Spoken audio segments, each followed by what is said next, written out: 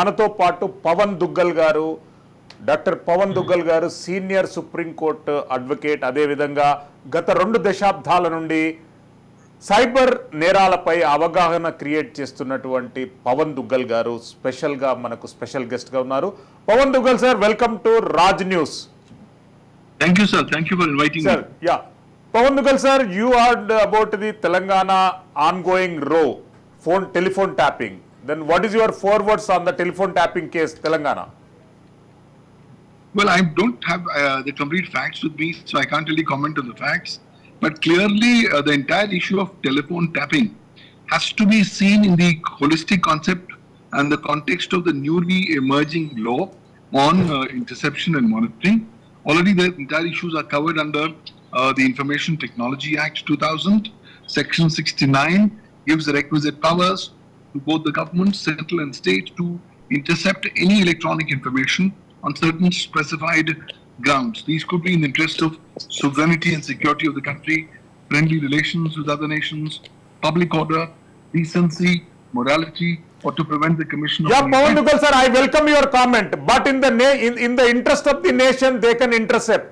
But in the interest of the few common public, for the interest of the few politicians, for the interest of the political vandalization, how they can intercept? It's a question. Clearly, they cannot do any interception which is in violation of the law. So, in case of any interception is taking place, then such an action could itself become the foundation for a lot of legal challenges. The appropriate writ petitions can be filed in the relevant court for the purposes of challenging this action. Look, if it's done beyond the scope of the law, then clearly the relevant stakeholders who are doing it will have to face the music. But for that, it will be the judiciary alone which will be empowered to go ahead and determine whether there has been any contravention of prevailing law and whether some whatever stakeholders have gone ahead and exceeded the jurisdiction that's provided them under law. So it's all a question of fact and law which will have to be decided by the courts in your respective state. Now, what will be the future of the Telangana telephone tapping case and how they are going on, and how it will be countered by the right to privacy cases? See, we need to appreciate that interception and privacy are two ends of the same spectrum. Well, when you are doing interception, you are doing activities which will right to privacy. Already the Supreme Court, in the case of Justice Puttaswamy versus Union of India, has categorically held that every Indian and every citizen has to have their fundamental right to life, and that is going to include the right to privacy. But having said that, Article 21 of the Constitution is very clear that your fundamental right to life can only be taken away except in accordance with procedure established by law. So if a law is providing for interception, then, and if interception takes place as per the stipulated parameters of the law, then clearly such an action cannot be seen to be in violation of the Constitution.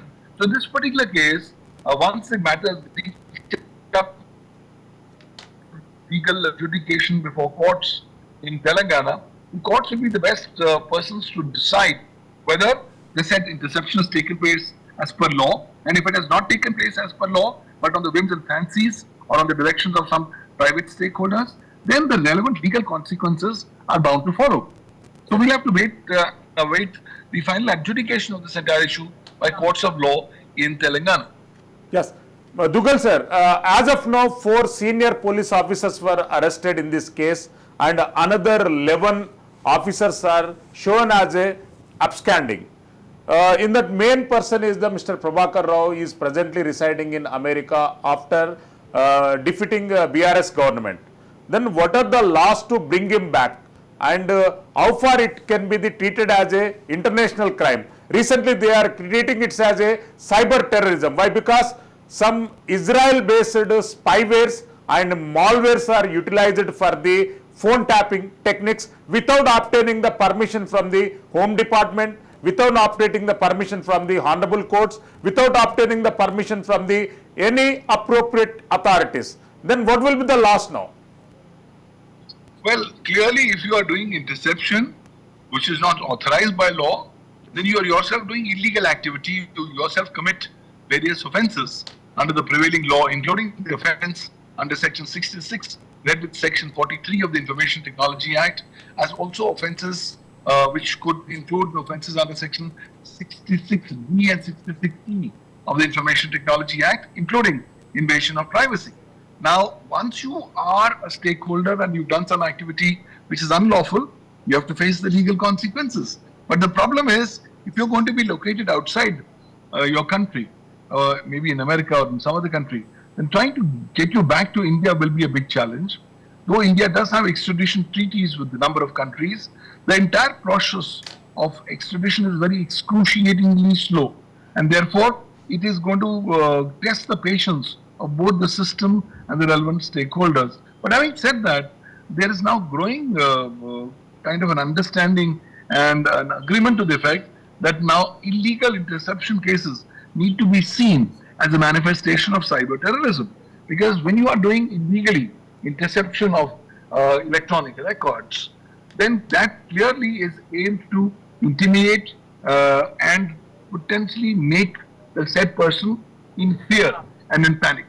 That being so, I think it could be considered as an element of cyber terrorism, though we'll have to realize that the way cyber terrorism is actually defined under Section 66F of the IT Act, it's defined in far more broader and stringent terms. So trying to get that covered under Section 66F under the IT Act could be a challenge. But I think the law will have to evolve, and cases like these will once again sensitize the lawmakers of countries, including India, that we need to take far more stringent, serious approach to this entire issue of illegal interception and monitoring.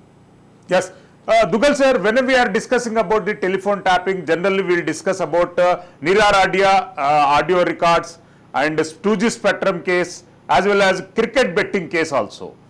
That cases are entirely different, obtained by the permission from the concerned authorities. The interception did by the government agencies only. Here totally private authorized agencies conducted the interception. Then how we will counter it?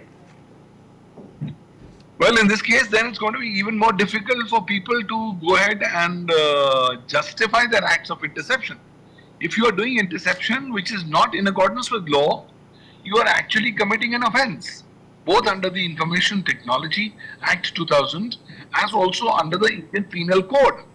So therefore, you will have to face the music for your illegal activities, because the law does not allow anyone to do illegal interception.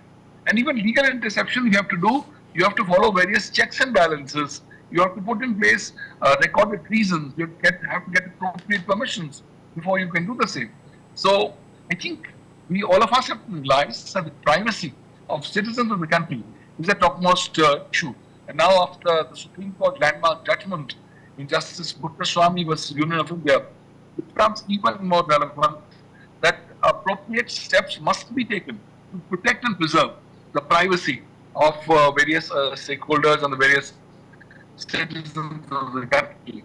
So I think, as in this matter, Telangana illegal telephone tapping, as and when investigations further evolve, the concerned people who are engaged in such illegal activity, that they will have to tighten and potentially face legal exposure should they be investigated and found to have done the contraventions of the various provisions of the existing law in India. Yes. Pavan Duggal sir, finally, in this case, Government of Telangana invoked Indian Telegraph Act Section 25 and 26 and other several provisions of the Indian Telegraph Act.